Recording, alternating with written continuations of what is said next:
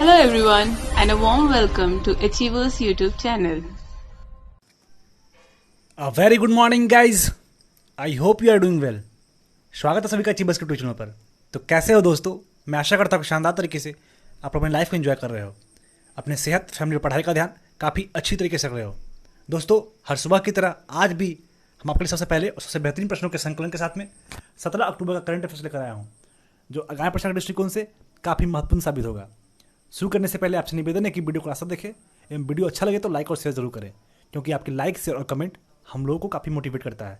तो आइए बिना समय व्यर्थ किए हुए बढ़ते अपने पहले प्रश्न की ओर। उससे पहले जिन्होंने अभी तक चैनल को सब्सक्राइब नहीं किया है वो प्लीज़ चैनल को सब्सक्राइब कर लीजिए एवं बेल आइकन को दबा लीजिए, जिससे क्या होगा, जो भी हमारे टीम की तरफ से रेगुलर अपडेट होगा वो आपको सबसे पहले मिलेगा।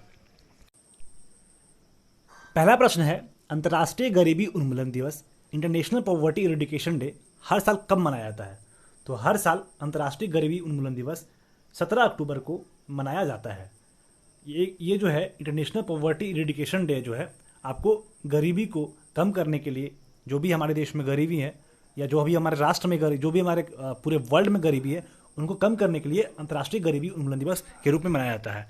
यह दिन 20 नवंबर 1989 को बाल अधिकार पर कन्वेंशन को अपनाने का एक प्रतीक है। ठीक है, तो ये था आपका फर्स्ट क्वेश्चन, जो अंतर्राष्ट्रीय गरीबी उन्मूलन दिवस के बारे में था, जो कि कब मनाया जाता है? 17 अक्टूबर।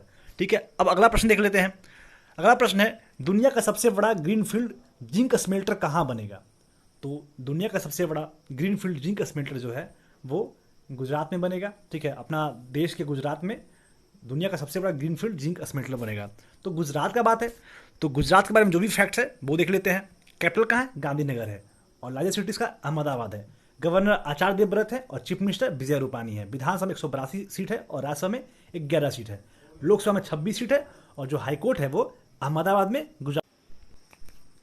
एरिया वाइज रैंकिंग 5th है और पॉपुलेशन वाइज रैंकिंग क्या है? 9th है। यहाँ पे लिखना छूट गया है, तो जो पॉपुलेशन वाइज रैंकिंग है गुजरात का वो 9th है। नेशनल पार्क गिर फॉरेस्ट नेशनल पार्क है, और भी जो इंपॉर्टेंट, बस एक ही यहाँ पे नेशनल पार्क है गुजरात में, एक ही नेशनल पार्क है गिर फॉरेस्ट नेशनल पार्क, जो कि किस लिए प्रसिद्ध है आप लोग सबको पता होगा।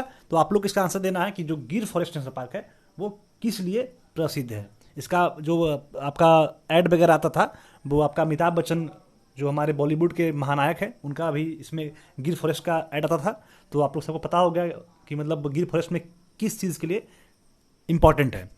अब ये देख लेते हैं कि आपका गुजरात जो है वो किस किस राष्ट्र से इसका बाउंड्री शेयर होता है। तो ये है गुजरात के बारे में देखते हैं।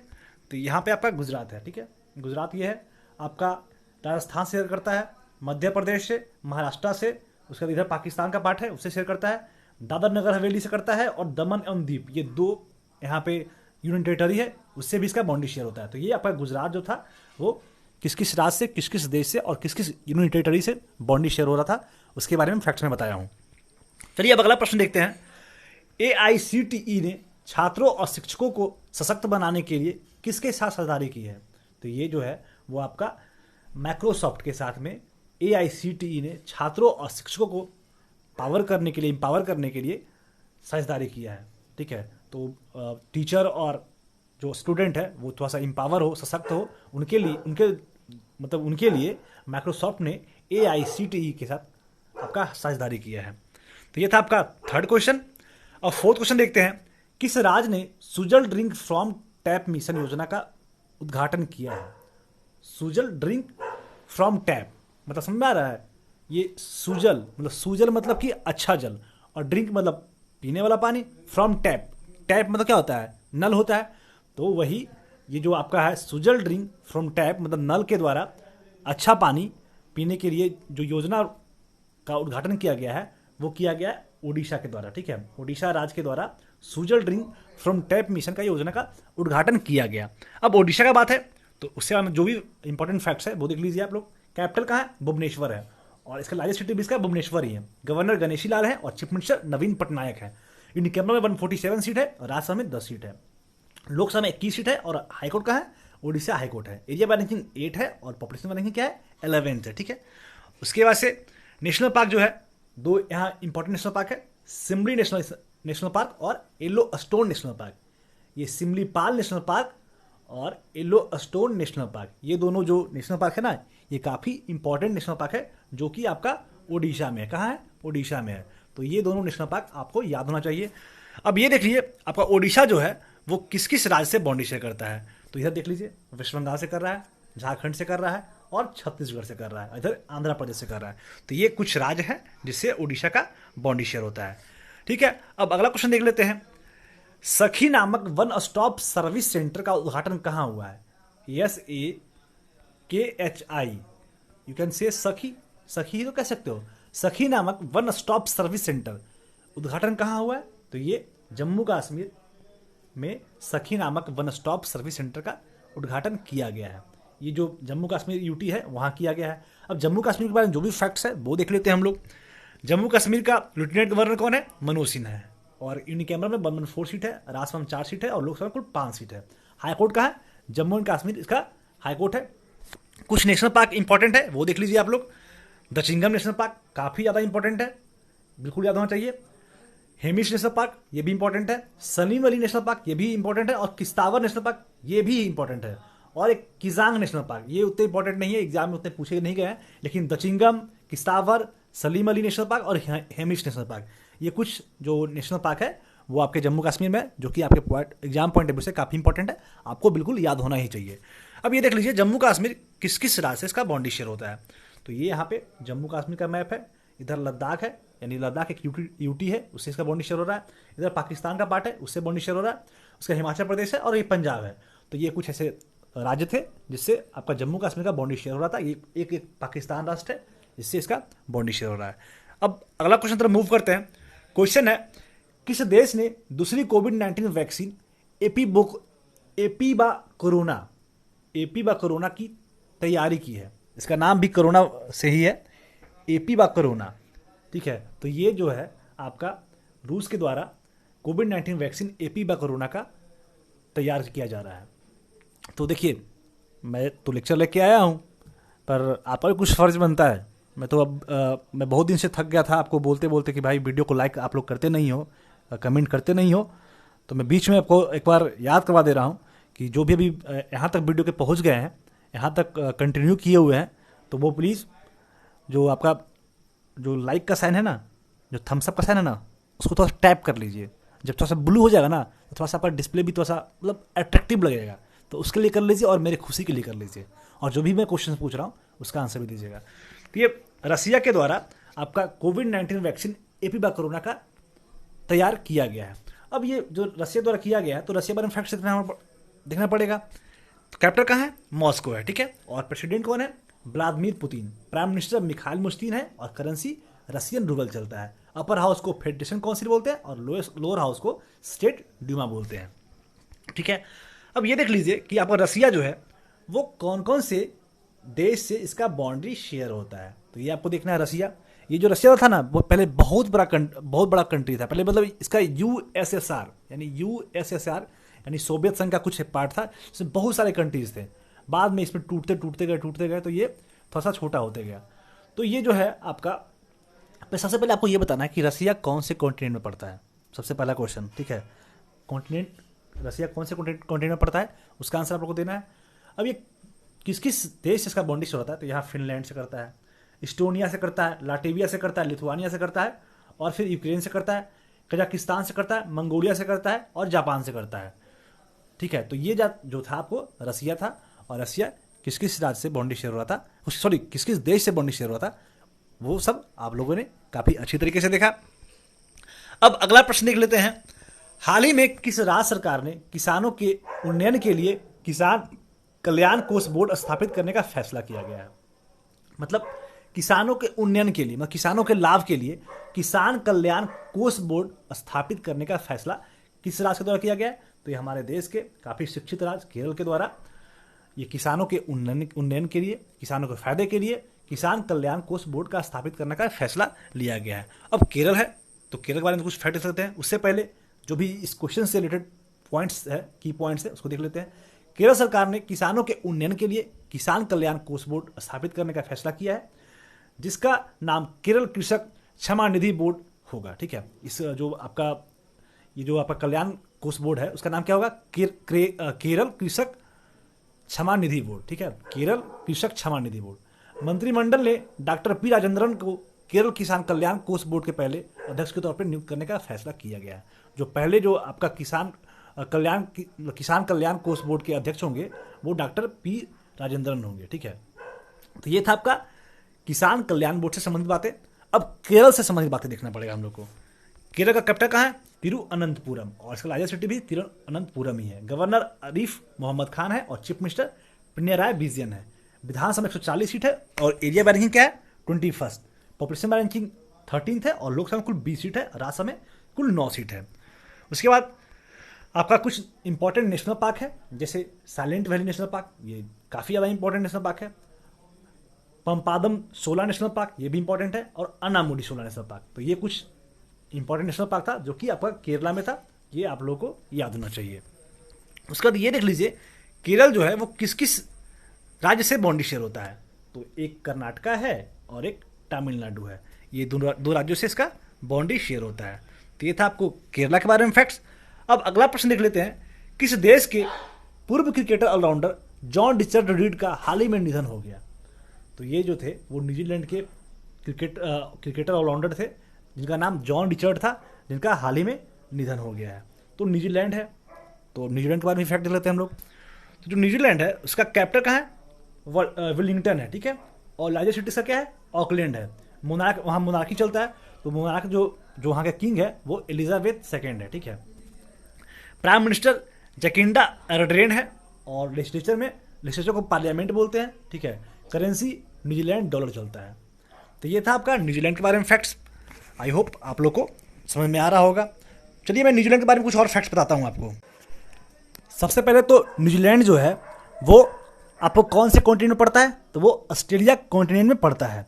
और उसके बाद न्यूजीलैंड में एक माउंट कुक है जो कि ऑस्ट्रेलिया कॉन्टिनेंट की सबसे बड़ी ऊंची चोटी है। ठीक है, और ये जो चोटी है ना वो साउथ आल्प से एक पर्वत है, उसकी सबसे बड़ी चोटी जो है वो कौन है? आपको मैं यहाँ पे लिख के बताता हूँ, माउंट और कुक। क्या है? Mount cook, COOC। Mount cook जो है वो वहाँ के, सॉरी माउंट कुक का स्पेलिंग में गलती बोला हूँ, आप लोग थोड़ा सा माफ़ कीजिएगा। मैं माउंट कुक, ये जो आपका साउथ आल्प्स का सबसे बड़ा चोटी है, और वो जो भी है, जो माउंट कुक है वो ऑस्ट्रेलिया कॉन्टिनेंट का सबसे बड़ी ऊंची चोटी है। उसके बाद जो न्यूजीलैंड का मूल निवासी है उसको बोलते हैं मायोरिस। ठीक है, ये क्वेश्चन आपसे पूछा जाता है कि न्यूजीलैंड के जो मूल निवासी है, जो वहाँ के मेन सिटीजन है, उसको क्या बोलते हैं? मायोरिस बोलते हैं। ठीक है, न्यूजीलैंड इधर जैसे न्यूजीलैंड के पार्ट है, ये पूरा ऐसे न्यूजीलैंड है, यहाँ पे बीच में से विभक्त है। ठीक है, एक है आपका साउथ मतलब न्यूजीलैंड का पार्ट है, और एक आपका नॉर्थ न्यूजीलैंड का पार्ट है। ठीक है, इधर साउथ है और इधर आपका नॉर्थ है, और जो ये दोनों के बीच में जो भाग है जो एक दूसरे से जोड़ता है उसको बोलते हैं कुक स्टेट। क्या बोलते हैं? Cook state. तो ये था कुछ न्यूजीलैंड के बारे में इंपॉर्टेंट बातें। तो आई होप आप लोग को समझ में कुछ आया होगा। एक चीज़ और कि पूरब का जो ब्रिटेन है वो हम लोग न्यूजीलैंड को बोलते हैं। ठीक है, पूरब का जो ब्रिटेन है वो न्यूजीलैंड को बोलते हैं। एक क्वेश्चन मैं आपसे पूछूंगा कि पूरब का ग्रेट ब्रिटेन किसको बोलते हैं? पूरब का ब्रिटेन तो बोलते हैं न्यूजीलैंड को, लेकिन पूरब का ग्रेट ब्रिटेन किसको बोलते हैं? तो ये था आपको न्यूजीलैंड के बारे में बात। अब अगला प्रश्न देख लेते हैं हम लोग। भारत INAS सिंगुवीर को फिल इन द ब्लैंक्स की नौसेना को वितरित करेगा, मतलब किस देश को INS सिंगुवीर को वितरित करेगा? तो ये म्यांमार कंट्री है जिसको आपको INS सिंगुवीर को नौसेना को वितरित करेगा। ठीक है, म्यांमार को वितरित करेगा। ठीक है, ये जो भारत 1 किलो क्लास नहीं, यहाँ पे वर्ग है। ठीक है, आप वर्ग देख लीजिए। भारत 1 किलो वर्ग की पनडुब्बी INS सिंगुवीर को म्यांमार को नौसेना को सौंपेगा। दक्षिण पूर्व एशियाई देश म्यांमार की यह पहली पनडुब्बी होगी। ठीक है, इससे पहले कोई पनडुब्बी इनके पास था नहीं, ये पहली पनडुब्बी होगी जो कि आपको भारत द्वारा सौंपा जा रहा है। म्यांमार के बारे में देख लेते हैं। यह पूरब में बर्मा के रूप में जाना जाता था और एक दक्षिणी पूर्वी एशियाई राष्ट्र है। ठीक है, इसकी सीमा भारत, बांग्लादेश, चीन, लाओस और थाईलैंड से मिलती है। म्यांमार का राष्ट्रीय खेल केन बॉल है। ठीक है, इसकी राजधानी जो है न्यायपिडावा है और मुद्रा वर्मीक्यूम है। न्यायपीदवे हिंदी में न्यायपिडावा लिखाता है और ऐसे बोलते हैं न्यायपीदवे। ठीक है, म्यांमार के जो राष्ट्रपति है वो विन मिंट है और आंग सान सू की म्यांमार की पहली मौजूदा स्टेट काउंसलर है। ठीक है, इनका नाम आप लोग सब सुने होंगे, आंग सान सू की, जो काफ़ी लाइमलाइट में रहती हैं।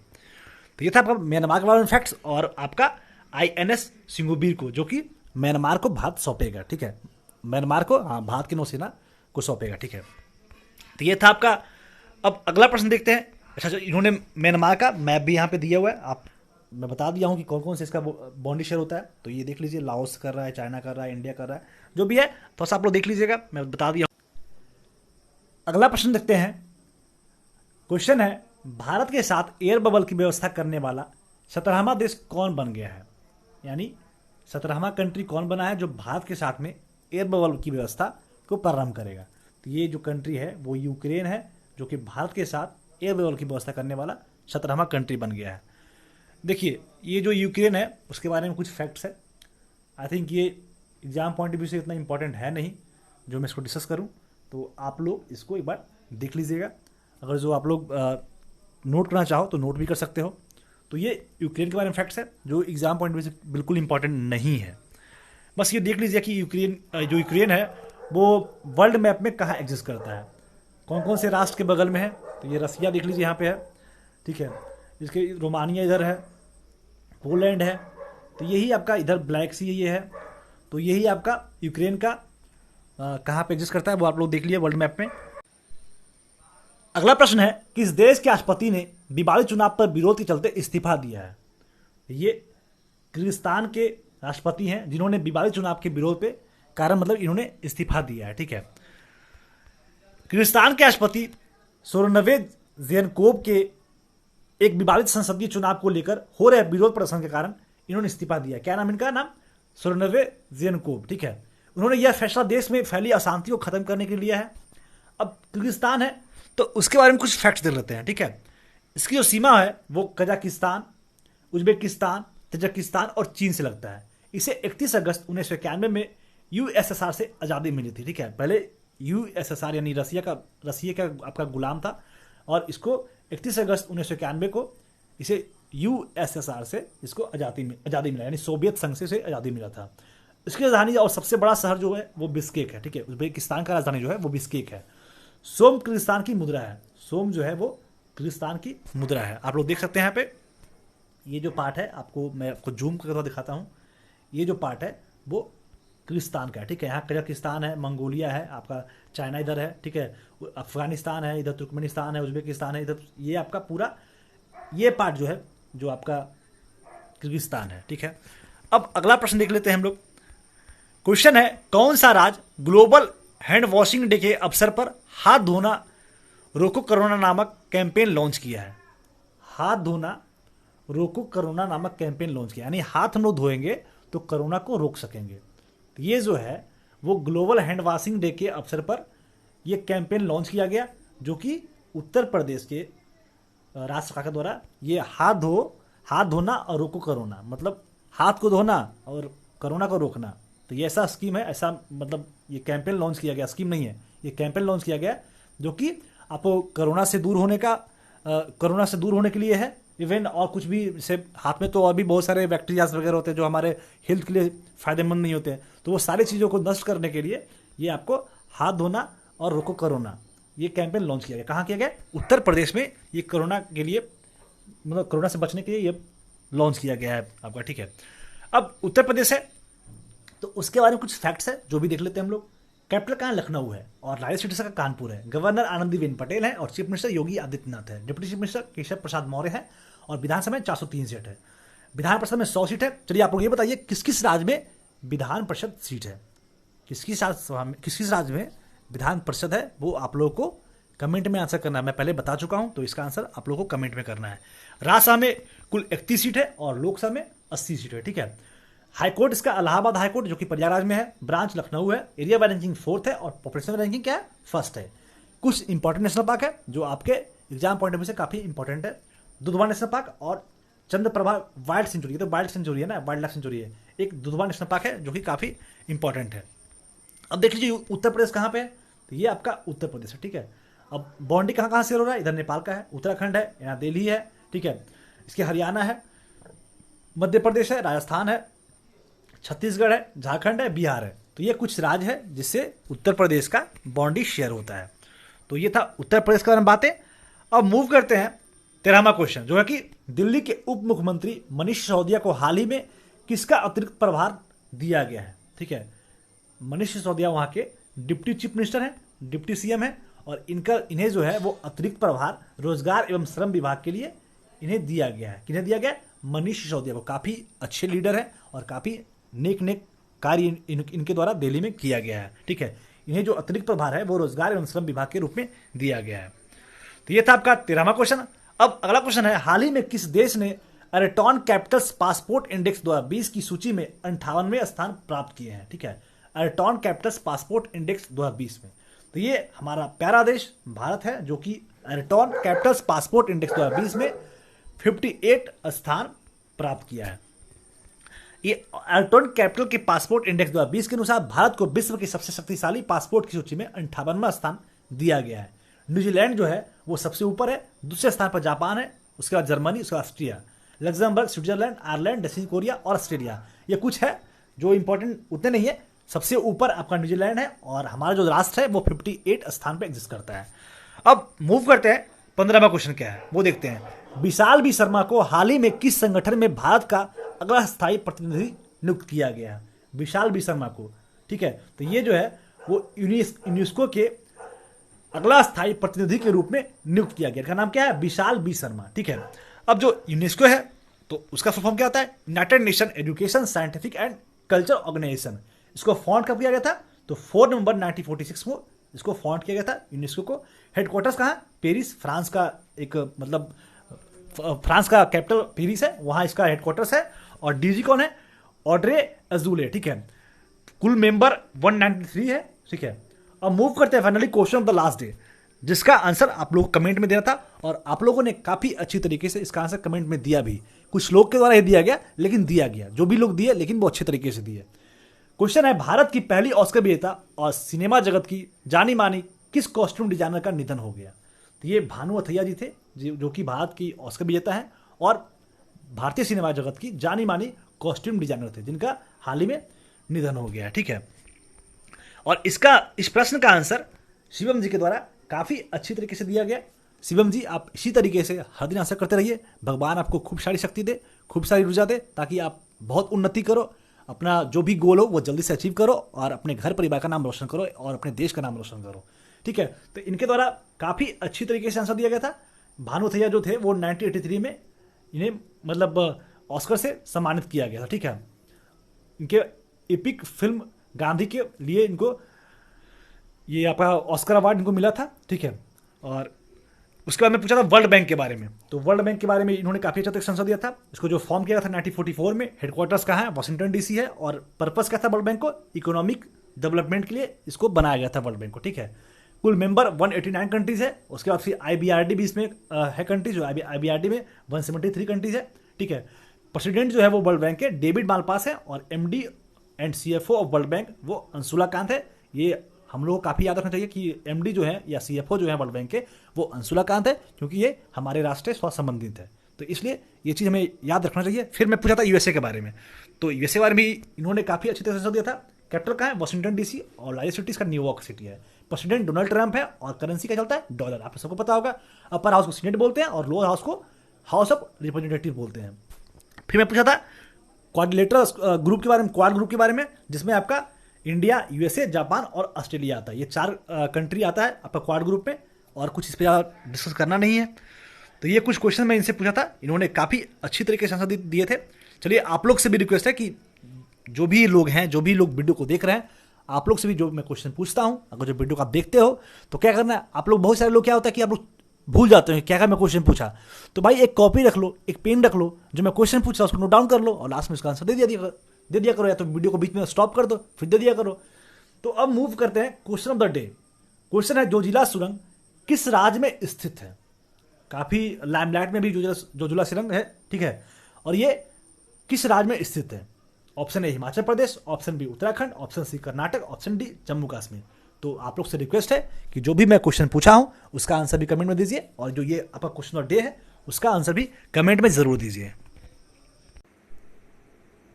यदि आप GK GS या स्टैटिक के कोई भी विषय का फ्री स्टडी मटेरियल पढ़ना चाहते हैं तो हमारे वेबसाइट पर ज़रूर विजिट करें, जिसका लिंक नीचे डिस्क्रिप्शन में दिया हुआ है। साथ ही साथ GK GS करेंट अफेयर्स की डेली क्यूज़ के लिए हमारे टेलीग्राम ग्रुप को ज्वाइन करें। आज के PDF के लिए हमारे ऑफिशियल टेलीग्राम चैनल को सब्सक्राइब करें। इसका भी लिंक नीचे डिस्क्रिप्शन में दिया हुआ है। आप लोग पढ़ते रहें, घर पे रहें, सुरक्षित रहें और यदि वीडियो अच्छा लगे तो लाइक कर दें और इसे अपने सगे संबंधियों दोस्तों में शेयर करें। और यदि आप हमारे चैनल पर नए हैं तो चैनल को सब्सक्राइब कर लें। वीडियो में अंत तक बने रहने के लिए बहुत बहुत धन्यवाद। मिलते हैं आपसे अगले दिन। जय हिंद।